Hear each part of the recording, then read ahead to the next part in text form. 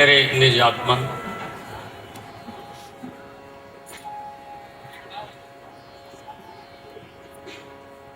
संसार में दो तरह के रस, एक रस जिसकी हम चर्चा कर रहे थे, योग का रस,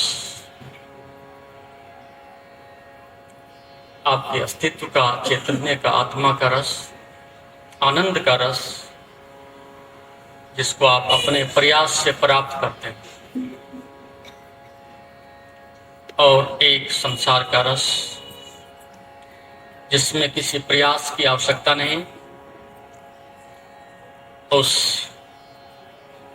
अधोगामी रस तक आपका अज्ञान, आपका मन, आपकी मूर्छा सबत ही आपको वहां ले जाती है। तो योग मनुष्य का प्रयास है स्वयं के पास पहुंचने का, और संसार का प्रयास है अपने स्वयं के पुरुषार्थहीनता के कारण भोग तक पहुंचने का। दो ही मार्ग है। भगवान पतंजलि ने एक बहुत सुंदर सूत्र उस संदर्भ में कहा है कि मनुष्य का बंधन, उसका दुख, उसकी पीड़ा, उसका जो कारण है, इतने सुंदर शब्दों में कहते हैं सांकेतिक रूप से कि क्लेश मूल कर्म आशयो दृश्य अदृश्य जन्म वेदनी। जो भी पीड़ा है, दुख है, उसका मूल कारण कर्म नहीं, ये संसार भी नहीं, गरीबी है ऐसा भी नहीं कहते पतंजलि की गरीबी के कारण दुख है। आप पठित हो या अपठित हो ऐसी भी कोई शर्त नहीं बताते, केवल एक ही बात बताते हैं सार तत्व की कि क्लेश मूल कर्म आशय। मनुष्य के बंधन और दुख का कारण कर्म नहीं, कर्म की वासना है। बात समझिएगा।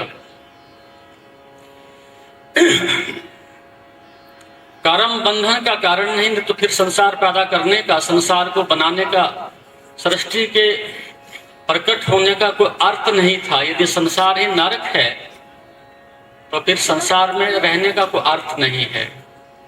संसार बहुत सुंदर है, संसार बहुत रमणीक है, लेकिन यदि हम शीर्षासन करके खड़े हो जाएं तो संसार का दोष नहीं है। तो केवल कर्म की दिशा बदलनी है, संसार को बदलना नहीं है। किसी चीज से घृणा नहीं करनी है, किसी चीज से पलायन नहीं करना है, संसार को छोड़ के भागना नहीं है, अपितु संसार के प्रति जागना है। और जैसे जैसे जाग पड़ती है, जैसे जैसे बोध बढ़ता है, वैसे वैसे आप कहीं भी रहो, आपका सत्य, आपकी निजता, आपका आनंद, आप उसको हर स्थिति में अनुभव कर सकते हैं। तो भूल क्या होती है? जब आपकी आंखें देखती हैं तो एक तो है कि आंख देखती हैं और एक आंख के साथ बोध भी जुड़ जाता है, तो उसको हम दुख से, अज्ञान से, पीड़ा से मुक्ति का साधन बताते हैं। कान सुनते हैं लेकिन सुनना मात्र पर्याप्त नहीं, कान के साथ बोध भी जुड़ जाए, विवेक भी जुड़ जाए, दृष्टि के साथ में विवेक भी जुड़ जाए, तो उस अवस्था में कर्म का जो दंश है, कर्म की जो पीड़ा है, कर्म की जो वासना है, वो उस मनुष्य को नहीं पकड़ती। छोटे से उदाहरण के माध्यम से हम बताने की कोशिश करेंगे। आपने योग वशिष्ठ पढ़ी है कभी? एक अच्छा महत्वपूर्ण ग्रंथ है योग का। उसमें कथा आती है राजा सिकविध्वज और उनकी पत्नी चुड़ाला। राजा है, सात्विक है, संस्कारित है, धीरे धीरे आयु बढ़ती जाती है, अनुभव बढ़ता जाता है। प्राचीन काल में और आज के युग में एक इतना ही अंतर है कि प्राचीन में जो लोग थे वो आयु ही नहीं बढ़ाते थे, आयु के साथ अनुभव भी बढ़ाते थे। और आज हम आयु ही बढ़ाने की कोशिश कर रहे हैं, हम अनुभव की कोई हमारा प्रयास नहीं है, अनुभव हमारे पास है ही नहीं है। अधिकांश लोग बूढ़े होते हैं आयु से, लेकिन वो अपने अनुभव से बूढ़े नहीं होते। जितना एक 14 वर्ष का 15 वर्ष का बच्चा होता है, ज्यादा से ज्यादा एक बूढ़े आदमी के पास उतनी ही समझ होती है, इससे अधिक समझ होती ही नहीं। उतना ही क्रोध, उतना ही काम, उतनी घृणा, उतना ही अहंकार। तो उसका अर्थ हमने जीवन से कुछ सीखा नहीं है। लेकिन संस्कृति इतनी सभ्य थी, इतनी सुंदर थी कि राजा लगभग एक अंतिम चरणों में उस वैराग्य पराकाष्ठा पर सन्नस्त होने की स्थिति में पहुंच ही जाता था। और यदि राजा भी सन्यासी ना बने तो वो मूड रहा होगा, मंद बुद्धि रहा होगा, क्योंकि संसार की सफलताएं और असफलताएं, सुख और दुख, जय और पराजय जितनी अच्छी प्रकार से राजा देख पाता है, किसी के पास वो भ्रांति फिर बचती नहीं है। क्या नहीं होता वहां, सब कुछ उसके लिए पर्याप्त होता है, लेकिन फिर भी शांति ना मिलती हो, सुख ना मिलता हो, तो स्वाभाविक है कि व्यक्ति फिर अपने जीवन में कुछ मनन करता है, चिंतन करता है, परिवर्तन करता है, दिशा बदलता है। तो विरुद्ध अवस्था आते आते रानी से राजा ने कहा कि ऐसा है कि राज्य तो बहुत देख लिया, बहुत हो गया, सम्मान बहुत मिल गया, सुविधाएं बहुत मिल गई, सुख बहुत मिल गया, लेकिन अभी भी मैं तृप्त नहीं हूं, अपने जीवन से आनंदित नहीं। फिर भी लगता है कुछ खो गया, एक रिक्तता है जीवन में अंदर, उसको मैं भर नहीं सका। और मैं अंतिम प्रयास करना चाहता हूं कि एक बार एकांत में जाकर के पुनः मनन करूं, पुनः चिंतन करूं और पुनः अपने जीवन को उस ऊंचाई पर ले जाने का एक साधन बनाऊं। तो उनकी रानी चुड़ाला ने कहा कि ये कार्य तो यहां भी हो सकता है। उनका नहीं, यहां कैसे संभव होगा, इतने दिन से हम कर ही रहे हैं, यहां होता तो हो जाता। उन्होंने कहा कि साधन चाहिए, युक्ति चाहिए, मार्ग चाहिए। और सौभाग्य से जो चुड़ाला थी, एक ऐसे ऋषि की पुत्री थी कि वो जब गृहस्थ आश्रम में आई उससे पहले उसको आत्मबोध हो चुका था, लेकिन आंख उन्हीं को देखती हैं जो वो देखना चाहते हैं, कान उन्हीं को सुनते हैं जो सुनना चाहते हैं। और वो पत्नी है, वो इस स्थिति में यदि कहे कि मैं गुरु बनने के योग्य हूं और मैं तुम्हें ज्ञान दे सकती हूं, तो स्वीकार भी नहीं करेंगे। उसने कहा कि क्या हो सकता है कि मैं आपको पूरा योग, ज्ञान, भक्ति जो भी कुछ कहें सब सिखा सकती हूं। उन्होंने सोचा ये मूड है, पागल है, इस तरह के मजाक मेरे साथ करती है कि तुम्हारे पास कहां से ज्ञान आया। एक साधारण स्त्री हो, महल में रहती हो, सेवा करती हो, कार्य करती हो, ये कोई ज्ञान हुआ। उन्होंने कहा फिर ठीक है, आप ऐसा करो, जंगल चले जाओ और मैं राज संभाल लेती। काफी बड़ी प्रतिष्ठा उनकी रही होगी, बड़ा पुरुषार्थ रहा होगा। और वो जंगल में चले गए और चुड़ाला ने वो राज्य को संभाला, बहुत सुंदर ढंग से संभाला और अच्छे प्रकार से उसको चलाते रहे। और महाराज जाकर के जंगल में किसी गुफा में बैठ गए। अब बैठने से ज्ञान होता तो सभी को हो जाता।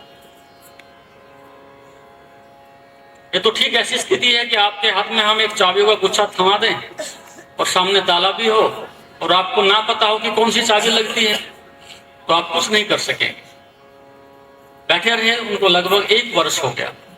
चुड़ाला जानती थी को बोध होना नहीं, ज्ञान होना नहीं, एक समय की बर्बादी है, विरुद्ध अवस्था है, और विरुद्ध अवस्था के वैसे भी काफी कष्ट होते हैं। स्वयं उन्होंने फिर करुणा की, अपने वो वस्त्र उतारे, एक सन्यासी के वस्त्र पहने, सन्यासी की पोशाक लगाई और उस गुफा तक वो वहां सुबह सुबह पहुंचे।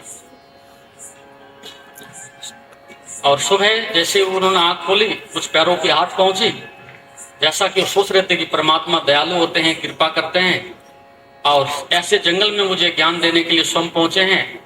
वो बहुत आभारी हुए, खड़े हुए, साष्टांग दंडवत किया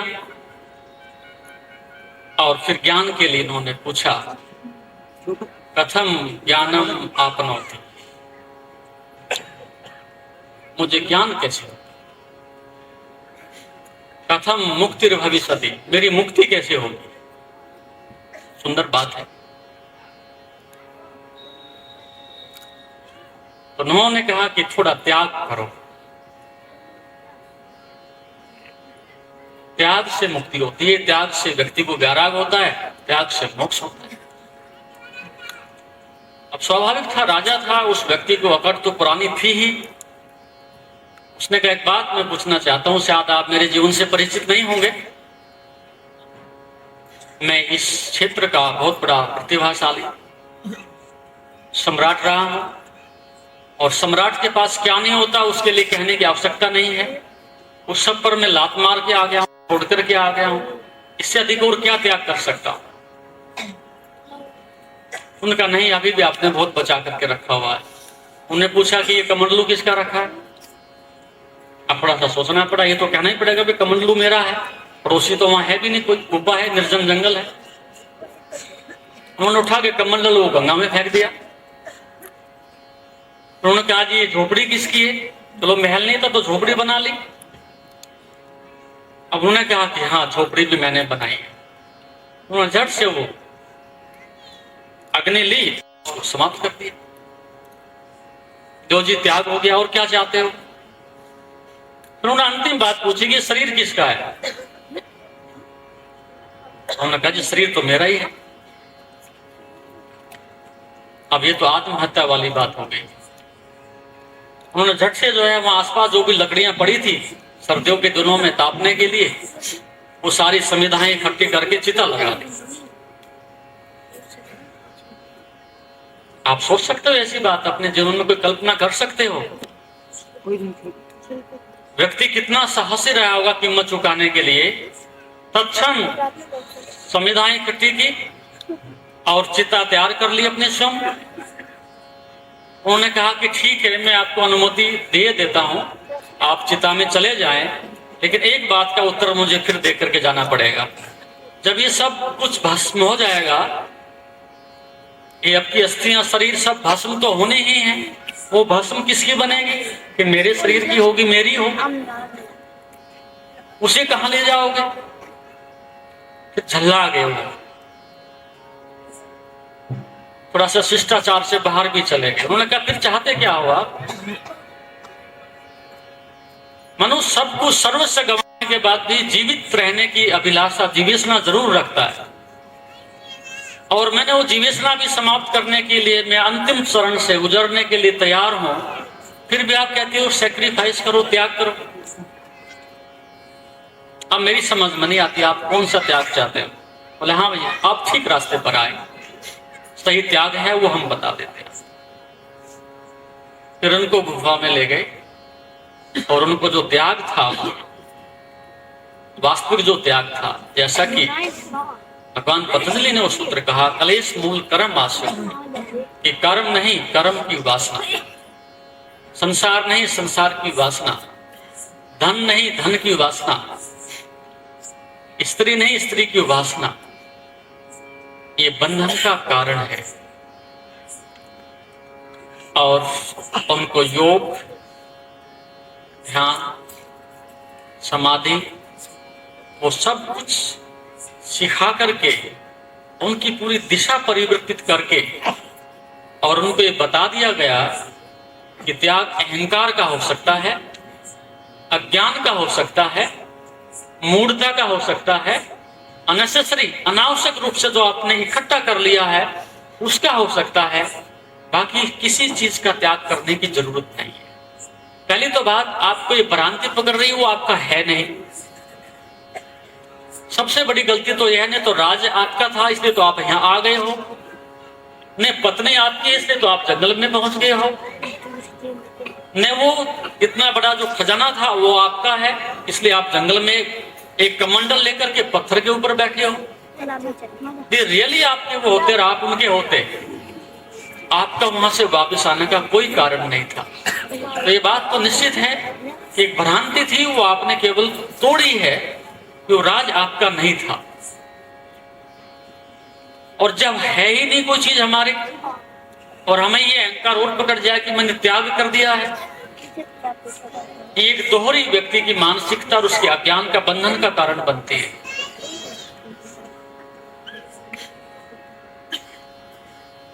तो जो है नहीं उसको त्यागने का कोई कारण नहीं बनता। केवल एक भूल हो गई थी हमसे, जैसे नींद में आदमी पाप करे, 10 आदमियों की हत्या कर दे, तो सुबह उठ के क्या पाप करेगा, उसका क्या फैसला करेगा? इतना ही प्रायश्चित करेगा कि मैंने सपना देखा, गलत था, अच्छा नहीं था, वो सजा तो नहीं मिलती उसको। तो ठीक उसको जो है वो ज्ञान दिया गया, और ज्ञानान मुक्ति, ज्ञान से मुक्ति होती है। समझ से आदमी के बंधन कटते हैं, पलायन करने से नहीं होते, गाली देने से नहीं होते, ठुकराने से नहीं होते, केवल समझ से आदमी मुक्त होता है। संसार से आंख बंद करने से मुक्त नहीं होता। जैसा कि हमारा अब तक का अतीत का इतिहास रहा है, जैसे कि हमारी धारणा रही है कि समाज में कुछ लोग हैं, ये जंगल में जाएंगे, वो बाबा जी बन जाएंगे, सब कुछ त्याग देंगे और फिर उनको ज्ञान होगा। लेकिन भगवान पतंजलि ने 5000 वर्ष पहले जो बात कही थी, वो अनंत काल तक भी ऐसी ही रहेगी। एक सूत्र में भी कहीं नहीं वो कहते कि तुम संसार को त्याग दो, कि धन को त्याग दो, क्योंकि लोग धन के विषय में कहते हैं। 2 तरह के आदमी हैं, एक तरह के आदमी कहते हैं धन तो नरक है, और दूसरे तरह के जो आदमी हैं वो कहते हैं कि धन भगवान तो नहीं, लेकिन भगवान से कम भी नहीं। ये भी बड़ी बेईमानी है। कहने वाला भी अजीब बात कहते, भगवान लेकिन भगवान से कम भी नहीं। तो सन्यासी अब तक लगातार धन की निंदा करते रहे। एक बहुत बड़ा वर्ग है, कहते माया है, ठगनी है,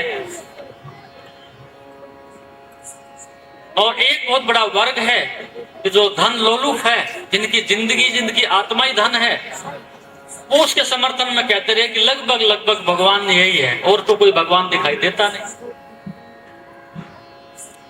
लेकिन ऐसा तथाकथित जो सन्यासी वर्ग है, ऐसा जो लोग कहते आए हैं वो भी गलत हैं, और जो ऐसा कह रहे हैं कि यही सब कुछ है वो भी गलत है।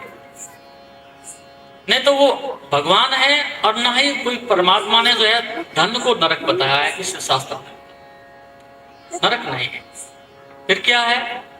ज्यादा से ज्यादा धन एक उपयोग करने के लिए करेंसी है। सीधी सी बात है, हमें उपयोग के लिए साधन चाहिए। अब तुम नाव में बैठते हो, नाव कोई पाप थोड़ा ही कि तुम्हें डुबोएगी। नाव डुबने लग रही होती है, नाव तो तुम बैठो, लेकिन चला नहीं आनी चाहिए हमें नाव। अब नहीं जानते और नाव में छिद्र है तो डूबने की तैयारी आपकी पहले ही है। तो लक्ष्मी आपके हाथ में आ गई है, धन संपदा शक्ति आपके हाथ में आ गई है, तो अब जिम्मेदारी आपकी, उत्तरदायित्व आपका है। डूबते हैं तो आप अपने कारण से डूबेंगे, अपने अज्ञानता के कारण से डूबेंगे। 1000 रुपए का नोट किसी को नहीं डूबोता। अब सपोज एक आदमी रिश्वत नहीं लेता, 1000 रुपए की नहीं लेता, 10,000 की नहीं लेता, 1 लाख की नहीं लेता, कहते जी बहुत ईमानदार आदमी, 1 लाख रुपए भी ठुकरा दिए। लेकिन ये व्यक्ति वस्तुतः मुक्त नहीं हुआ, उसके जीवन में कहीं अज्ञान बना हुआ है, उसका विवेक परिपूर्ण नहीं है, तो 1 लाख में नहीं तो 1 करोड़ में बिक तो जाएगा ही। थोड़ा बोली हमें बढ़ानी पड़े। तो धन ने उसको नहीं गिराया, उस व्यक्ति के अज्ञान ने उसको नीचे गिराया। धन किसको गिराएगा भाई? वो धन को पैर लगे हुए हैं, या किसी नोट के ऊपर नरक लिखा हुआ है? नरक और स्वर्ग हम स्वयं लिखते हैं उसके ऊपर, और फिर हम अपना उत्तरदायित्व ना समझते हुए दूसरे व्यक्ति को दोषी ठहराने के लिए उसके ऊपर छोड़ देते हैं कि इसके कारण।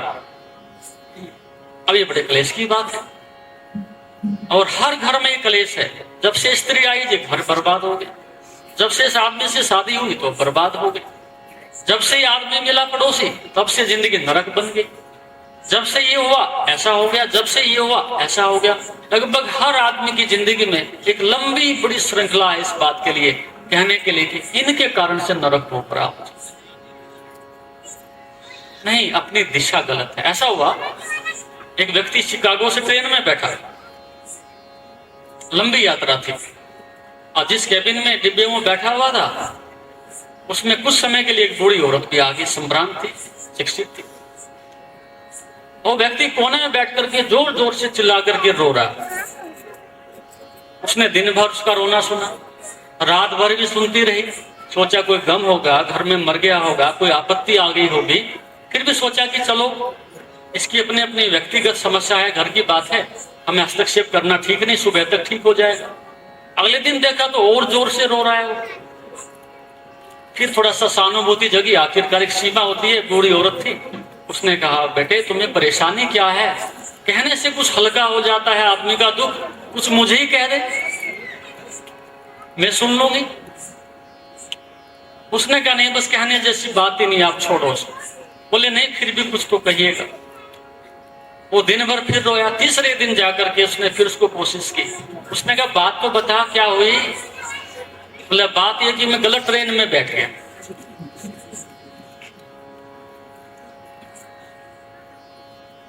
आप हंसी तो आपको आ रही है कि मैं गलत ट्रेन में बैठ गया, और आप तर्क तो यही दोगे ना कि मूड था, पागल था, इतनी लंबी सजा काटने की जरूरत क्या थी? अगले प्लेटफॉर्म पर गाड़ी रुकी ही होगी, बहुत सारे प्लेटफॉर्म आते हैं, तो बदल लेता। लेकिन वही नासमझी, वही गलती आप सबकी भी है। ट्रेन में तो बैठे हो आप भी सब, और 3 दिन से नहीं, पता नहीं 300 जन्मों से। वो तो 3 दिन में निपटारा हो गया होगा जैसे तैसे करके, कहीं तो जाके ट्रेन रुकेगी ही। और आपने तो लाखों जन्म लिए हैं, अनंत काल से जन्म लेते हुए आ ही रहे हो, और ट्रेन चली ही रही है। और अतीत के जितने भी जन्म हैं वो सारे उसी ट्रेन में गुजरे हैं रोते हुए, लेकिन उतरने की हिम्मत फिर भी नहीं होती। और यदि उतरते भी हैं तो अज्ञान, आप सोचते होगे कुछ समझदारी की बात करेगा। यदि ना समझ आदमी कुछ चुनेगा भी, तो अगला चुनाव भी निश्चित रूप से यही बात है कि वो भी नासमझी का ही चुनाव होना है, उसमें कुछ समझदारी हो भी नहीं सकती। इसलिए आप रोज स्त्री बदलते हो, धंधे बदलते हो, अपने पद को बदलते हो, मित्रों को बदलते हो, मकान को बदलते हो, कार को बदलते हो, सब कुछ आप बदल बदल के एक्सपेरिमेंट तो करते रहते हो। लेकिन तेली का बैल घूम फिर के खड़ा फिर वही हो जाता है, फिर रास्ता बंद, अब फिर बदलो भाई। तो जिंदगी परिवर्तन करने में तो निकलती है, लेकिन समझ ऐसे विकसित नहीं होती कि ये बहुत हो गया, ये मार्ग कहीं जाता नहीं, इस मार्ग से कभी मंजिल आई नहीं आज तक, ये समझ पैदा नहीं होती। क्योंकि उत्तरदायित्व दूसरे का है, जिम्मेदारी दूसरे की है। और जब तक आपकी मूर्खता इस बात को मानने के लिए राजी नहीं हो जाती कि जो कुछ भी हो रहा है आसपास, कलेश मूल जितना भी ये कलेश है, ये मेरी वासना के कारण कलेश हो रहा है। प्रोजेक्शन हो रही है, दर्पण में हम जाकर के देखें तो आपका चेहरा दिखाई पड़ेगा उसमें, लेकिन उसमें दर्पण का कोई दोष नहीं है। आप जैसे हो दर्पण तो ऐसे दिखा देता है। एक छोटी सी कहानी और सुनाऊंगा इस संदर्भ में। ऐसा हुआ कि एक शहर में एक नई दुकान खुली, अपनी मन पसंद की जिसको पत्नी चाहिए वो वहां पर छांट सकता। क्या तुम्हारे मन में भी कुछ भाव जगा होगा? ऐसी दुकान अब तक खुली नहीं कहीं, उस शहर में खुल गई, क्योंकि अपनी पत्नियों से सब दुखी, चाहते तो हैं बदलने, और शहर में सुविधा होगी, आप चाहो तो वहां पत्नी जाके अपने तलाश कर सकते हो, अपने मन पसंद छांट सकते हैं। सज्जन गए, जाकर के लिखा वहां पर गेट नंबर 1 और 2 एंट्री हुई। गेट नंबर 1 पर लिखा है कि युवा पत्नी, जवान पत्नी। अगले नंबर 2 पर लिखा थोड़ी अधिक उम्र की पत्नी। स्वाभाविक है फर्स्ट नंबर को चुनेगा। उसने फर्स्ट नंबर पर जो है पुश किया, दरवाजा खुल गया, अंदर देखा ये पत्नी उतनी तो कुछ नहीं। फिर आगे गया, फिर वो 2 दरवाजे, उस पर नंबर 1 नंबर 2 फिर लिखा हुआ। फिर नंबर 1 पर लिखा हुआ है कि दहेज वाली पत्नी, और दूसरे गेट पर लिखा है कि बिना दहेज वाली पत्नी। उसने फिर नंबर 1 पर हाथ मारा, भाई दहेज तो चाहिए, घाटा सौदा क्यों करें, सोचा शायद आगे कुछ मिलेगा ही। उसको पुश किया तो देखा वहां भी आगे कुछ नहीं, फिर वहां 2 गेट खुलते हैं। उसमें फिर देखा, फिर लिखा हुआ नंबर 1 पर अच्छा गाना गाने वाली पत्नी और न गाना गाने वाली पत्नी। फिर भी उसने नंबर 1 को श्रेष्ठतम को चुना। गाना तो सुनेंगे, अच्छी बात है, थोड़ा सा दिल बहकेगा, थोड़ा मन लगेगा, थोड़ी गुनगुनाहट रहेगी, नंबर 1 चुन ले। चलो जी, फिर आगे गई, फिर पूछ किया, फिर नंबर 1, फिर नंबर, उसमें कहा अच्छा भोजन बनाने वाली पत्नी, और फिर कहता है कि भोजन नहीं बनाने वाली। उसने कहा ये तो बेकार है, अच्छा भोजन वाली पत्नी सुन लेते हैं भाई। फिर वो आगे जाते हैं। इस प्रकार से जो है एक लंबी श्रृंखला थी उसकी, और अंत में जाकर के दर्पण मिला उसको, और वहां पर लिखा हुआ था, महाशय जी प्लीज, जेंटलमैन, सज्जन, आप इस दर्पण में अपना चेहरा देखिएगा। आपकी इच्छाएं इतनी अनंत हैं, इनको कृपया पूरा नहीं किया जा सकता। आपका चेहरा इतना योग्यता नहीं रखता, आपकी इच्छाएं इतनी है कि उनको पूरा नहीं किया जा सकता। आप वापस जाए। लगभग हमारी जिंदगी की कहानी ऐसी है कि हम इच्छाओं के वाहन पर बैठे हैं और मोक्ष की हम कल्पना करते हैं। ये नहीं होता, कभी भी संभव नहीं है। और यही पीड़ा है कि धर्म की क्रांति नहीं हो सके, योग को हम नहीं अपना सके। उसके पीछे कारण यही है कि वो भीड़ को योग नहीं पूछता, एक एक आदमी को पकड़ करके योग पूछता है। और जब प्रत्येक व्यक्ति को पकड़ के पूछना पड़ता है, तो प्रत्येक व्यक्ति के अंदर क्या छुपा है, वो जब तक वहां से रूपांतरित नहीं होता, उतने से पहले कोई क्रांति नहीं आती। तो योग की क्रांति भीड़ की क्रांति नहीं है। जैसे महात्मा गांधी जी कहते सारे हिंदुस्तान को रामराज बना देंगे, नो, ऐसा कभी संभव नहीं है। कुछ लोग हैं कि जिनकी आत्मा उस स्तर तक उठना चाहती है, कुछ लोग हैं कि जो उस स्थिति में अपने को पहुंचाना चाहते हैं, योग को उपलब्ध होना चाहते हैं। उनकी मदद की जा सकती है, करनी चाहिए। लेकिन जो व्यक्ति अभी तक यही नहीं स्वीकार करता कि मुझे बीमारी है, उसको किसी चिकित्सक की आवश्यकता भी नहीं है। तो इस दृष्टिकोण से इतनी बड़ी भीड़ में से 10 आदमी भी इस बात को रियलाइज करें, इस बात को अच्छी प्रकार से अनुभव करें कि शायद अब जिंदगी के इतने असफलताओं के कारण, इतने दुखों के कारण, इतनी पीड़ा के कारण मैं अभी भी जिंदगी को नहीं जान पा रहा हूं, तो अपने अनुभव को बढ़ाने की जरूरत है, परिवर्तन करने की जरूरत है, बदलने की जरूरत है। तो उसके साथ कुछ किया जा सकता है, उसको बदला जा सकता है, अन्यथा और कोई साधन मनुष्य के पास नहीं है कि बदल सके।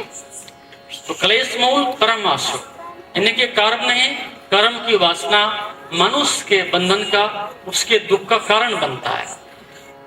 तो सिखी ध्वज जब उनसे पूछा कि राख भी तो तुम्हारी होगी, वो कहां जाएगी? फिर उनको 1 वर्ष 2 वर्ष वहां बैठे हुए योग से, ध्यान से ज्ञान होने के बाद फिर पत्नी ने आकर के उनको पुनः बताया कि मैंने एक गलती तो जरूर की है, उसको आप क्षमा करें या ना करें, लेकिन उसके पीछे मेरी करुणा थी, मेरा प्रेम था। आप राह से भटके हुए थे और मैंने सब कुछ ये षड्यंत्र रचा है, जो भी है, वेश बदला है, आपको वो ज्ञान दिया है और आपने ग्रहण भी कर लिया है। अब आप क्या चाहते हो? और प्रतिभाशाली व्यक्ति रहा होगा, साष्टांग दंडवत किए, चरण स्पर्श किए कि निश्चित रूप से आप ज्ञान के मेरे गुरु हो। शरीर के संबंध समाप्त, पति पत्नी का संबंध समाप्त, आपने मुझे एक मार्ग दिखाया, उसके लिए मैं आभारी हूं। फिर अपराध, बोला अपराध की कोई बात नहीं।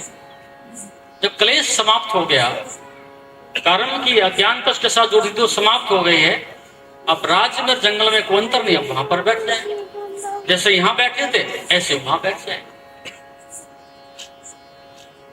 तो योग का मतलब है ऐसा संतुलन, योग का अर्थ है इस प्रकार का विवेक कि आप कहीं भी हो, लेकिन आपकी समझ, आपका विवेक आपको कर्म से, उसके बंधन से, आपकी उसकी वासना से मुक्त करता है। तो पहली खोज ये है कि हम उससे मुक्त हो जाएं। लेकिन जैसा मैंने कहा परसों, अंधविश्वास इतना सघन है, अंधविश्वास की जड़ें इतनी गहरी हैं कि हमें उस दृष्टि में वहां तक पहुंचने के लिए, उसे देखने के लिए अभी भी इतनी हिम्मत हमारे पास नहीं है। सपोज एक आदमी मंदिर में पूजा करने के लिए जाता है, अच्छी बात है, पूजा करने के लिए जाता है, और यदि मंदिर में परमात्मा हो सकता है और वहां पर है, अच्छी बात है, तो भैया फिर जब वहां से पीठ फिर जाती है, आप जब घर में आ जाते तो वहां क्यों नहीं है? सब्सक्राइब करें हमारे YouTube चैनल योग तीर्थ को और बेल आइकॉन भी दबाएं ताकि आगे आने वाली वीडियोस का नोटिफिकेशन आपको मिलते रहे। यदि वहां है तो बाहर भी होना चाहिए। और हम गलती यही करते हैं, कोने में जाकर के वहां तो हम कहते हैं कि सब कुछ ठीक है और हम पूजा करते हैं, लेकिन वहां से पीठ फिर के जब हम समाज में आते हैं, घर में आते हैं, उनके अंदर हम परमात्मा को क्यों अनुभव नहीं करते? एक ही जगह क्यों करते हैं? और दूसरा व्यक्ति है जो आंख बंद करके बैठा है, वो कहता है मेरे अंदर ही है, और वो भी यही भूल करता है और बाहर जाकर के फिर वही गलती करता है। तो ज्ञान या बोध या समझ, योग, जो भी कुछ है, वो इस बात के लिए कहता है कि तुम्हारा जो आचरण है वो तुम्हारी कसौटी है। और मंदिर जो हमने बनाए थे, जो हमने पूजा करने का साधन बनाया था, उसके बड़े वैज्ञानिक कारण थे। सपोज एक आदमी में कोई बुराई आ गई है, वो दोष उसमें प्रविष्ट हो गया है और वो अपनी माँ को नहीं बता सकता, बाप को नहीं बता सकता, भाई को नहीं बता सकता, तो उस प्रतिमा के सामने जो है जाकर के व्यक्ति प्रायश्चित करता।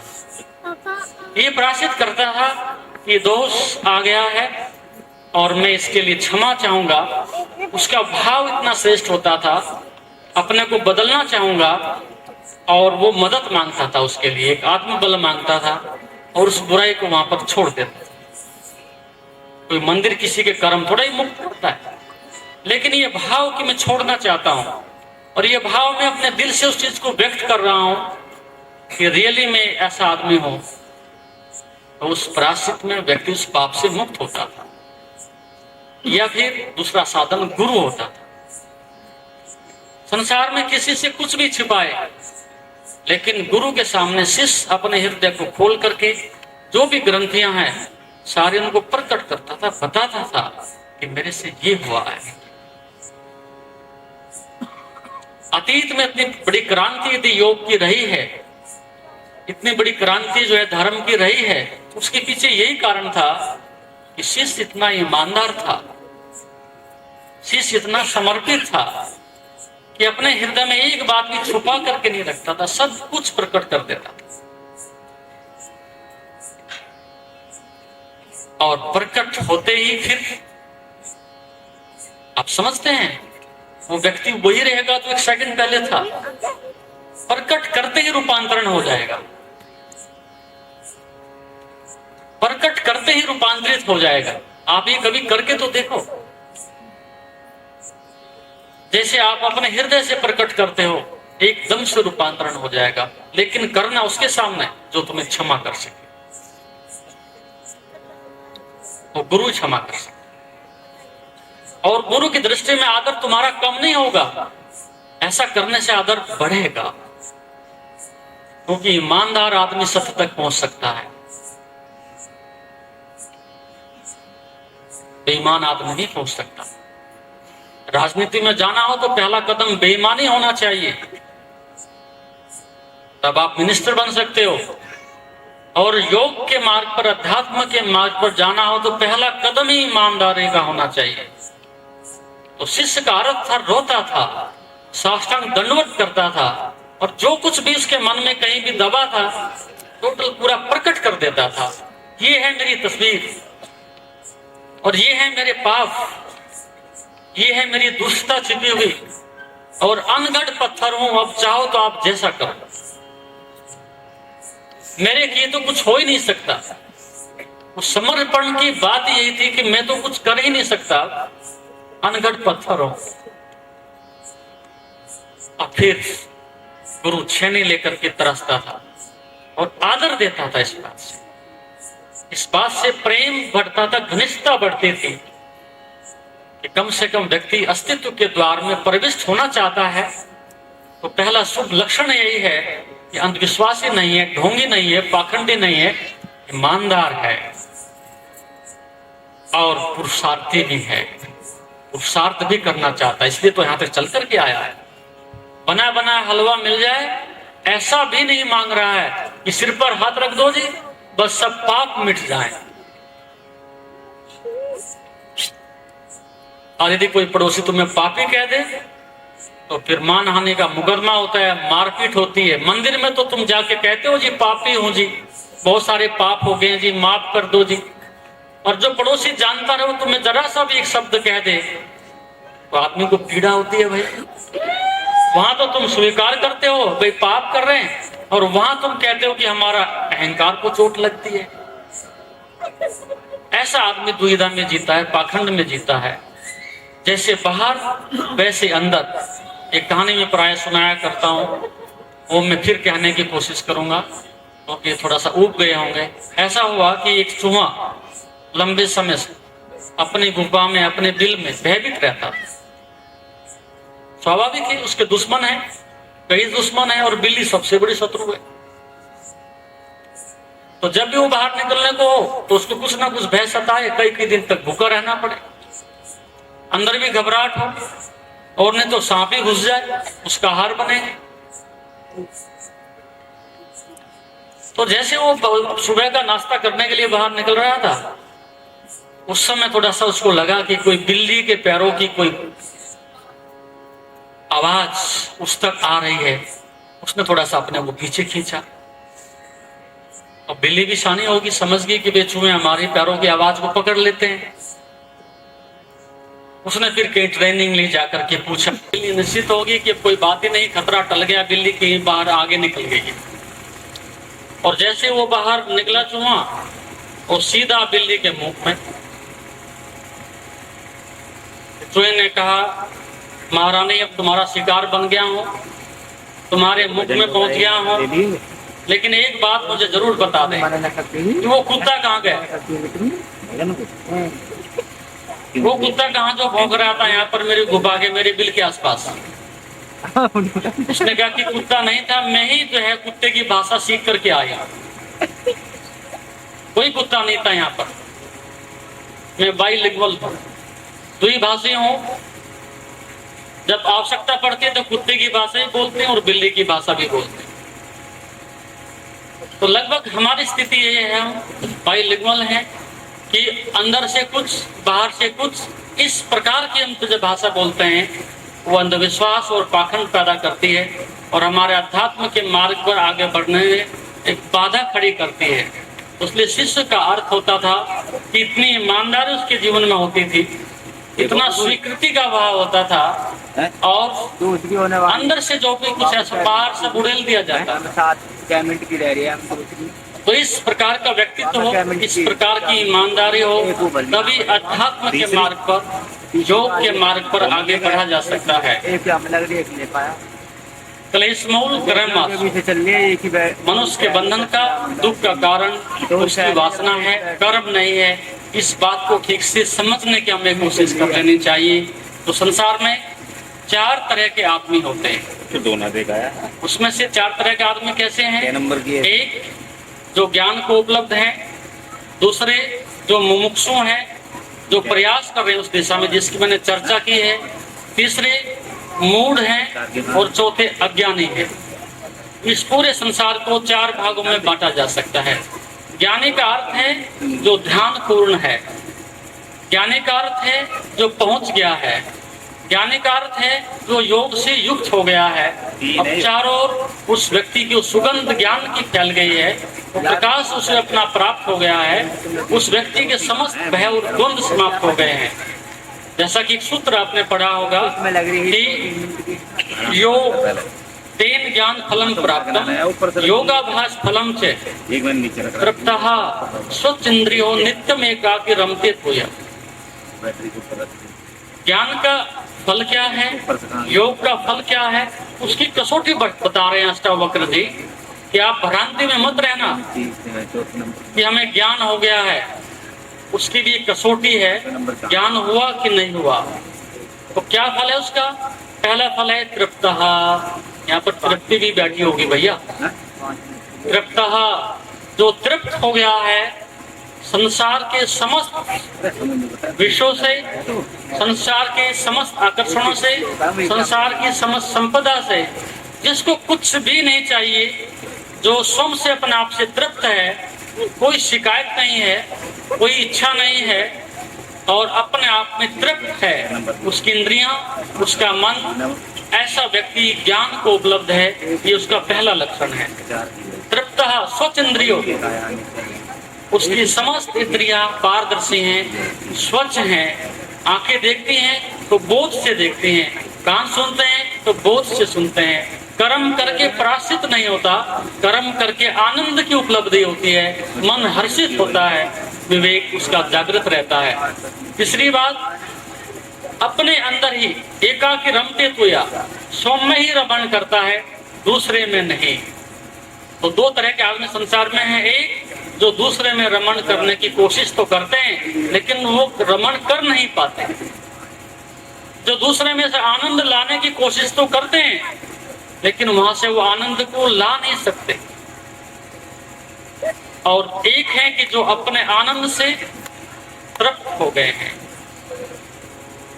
अपने एकांत में रमण कर गए हैं। ऐसा व्यक्ति ज्ञान को उपलब्ध है, योग को उपलब्ध है, जो तृप्त है, जिसकी इंद्रियां स्वच्छ हैं और जो अपने एकांत में स्वयं के मन आत्माराम में आदमी आनंदित है, वो ज्ञान को उपलब्ध है। तो ये ज्ञानी के लक्षण है। और मुमुक्षु का अर्थ है जिसको प्यास लग गई है। अभी आपको प्यास नहीं लगी, एक आदमी ट्रेन में पानी बेचने के लिए निकला, गर्मी के दिन, राजस्थान की यात्रा, और आदमी ने क्या, ले लो भैया 10 पैसे का गिलास। पुराने जमाने की बात है, अब तो वो 20 रुपए का मिलता होगा। ले लो भैया 10 रुपए का गिलास, 10 रुपए का गिलास। एक आदमी सहारे था, उसने कहा भैया 8 पैसे का नहीं देगा क्या? उसने कहा भाई 8 पैसे का नहीं देगा।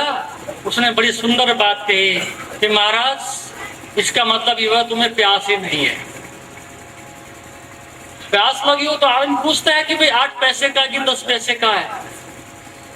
प्यास इतना मौका देती है आदमी को कि सौदाबाजी करेगा आदमी।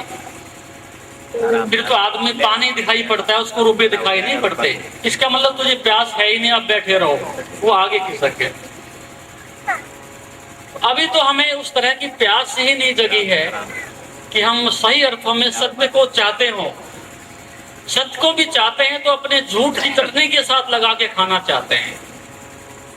सत्य भी हो तो झूठ की चटनी उसके साथ में कुछ ना कुछ चाहिए हमें हजम करने के लिए। जिस दिन वस्तुतः आपकी आत्मा में प्यास उठ जाए, आपके मन में प्यास उठ जाए कि कुछ नहीं चाहिए, केवल सत्य ही चाहिए, उस दिन द्वार खुलते हैं, उस दिन वैराग जगता है, उस दिन मोक्ष के प्रवेश करने के लिए एक जो प्राथमिक चरण है उस दिशा में आपका आगे बढ़ता है, उसके पहले नहीं। मैं अभी इतना बात याद है, समय आगे बढ़ा जा रहा है। कुछ हमने उस अंधकार को खत्म करने के लिए, उस कलेश को खत्म करने के लिए कुछ प्रयास भी करने थे क्रियात्मक रूप से, क्योंकि भारत का दुर्भाग्य यही रहा। कथा तो हम खूब सुनते रहे, शास्त्र हम खूब पढ़ते रहे, गधे की तरह से ढोते भी रहे, लेकिन हमने आचरण नहीं किया, हमने क्रियात्मक रूप से उसके ऊपर कार्य नहीं किया। इधर से सुना और पल्ला झाड़ा, मनोरंजन हुआ और अपने घर चले गए। तो इतना आकर्षण संसार में आज यदि है तो केवल मनोरंजन का आकर्षण है मनुष्य के मन में, सत्य का कोई आकर्षण नहीं। क्यों नहीं? क्योंकि आचरण उसके साथ में नहीं। तो हम थोड़ा आचरण भी कर लें। इसलिए योग कितनी महिमा है, योग इतना श्रेष्ठ है, इतना सुंदर है कि वो आपको एक कदम की बात ही नहीं करता, एक कदम आगे लेकर के ही चलता है। आपको यात्रा भी कराता है कि भैया देख लो, जो तुमने नक्शा देखा था वो नक्शा ऐसा ही नहीं, अंदर भी ऐसा ही है, अनुभव भी ऐसा ही बताता है।